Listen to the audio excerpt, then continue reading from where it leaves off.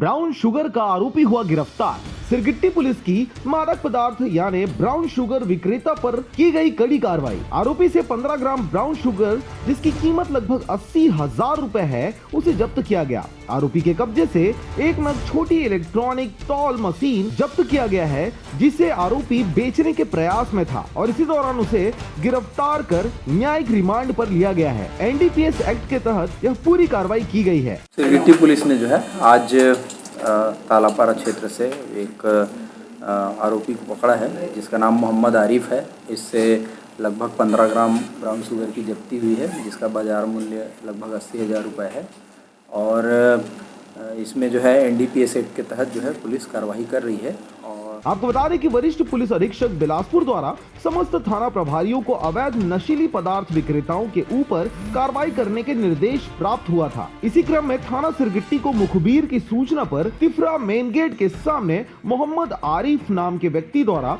अवैध रूप से प्रतिबंधित नशीली पदार्थ यानी ब्राउन शुगर बिक्री के प्रयास में फिर रहा था, जिसे टीम गठित कर नया बस स्टैंड पर घेराबंदी कर पकड़ा गया। आपको बता दें कि पूछताछ पर आरोपी ने अपना नाम मोहम्मद आरिफ पिता मोहम्मद बशीर मगरपारा निवासी थाना सिविल लाइन बिलासपुर का होना बताया और इसके कब्जे से कागज के 9 छोटे पुड़िया में व 3 नग छोटे पारदर्शी पॉलिथीन में ब्राउन कलर का नशीला पदार्थ बरामद किया गया। इसके साथ ही दूसरे जेब से एक इलेक्ट्रॉनिक तराजू चालू हालत में जिसकी रकम लगभग 2,000 रुपए है उसे भी जब्त कर एनडीपीएस के तहत कार्रवाई की गई है। ये कहाँ से लाता था और किनको बेचता था इस संबंध में पूछताछ कर रहे हैं और इसने बिक्री तो किया है। 2,000 रुपये बिक्री का रकम भी जब्त हुआ है इससे और उसके अनुसार जो भी बातें आएंगी, तथ्य सामने आएंगे, अग्रिम कार्रवाई की जाएगी। ब्राउन शुगर ये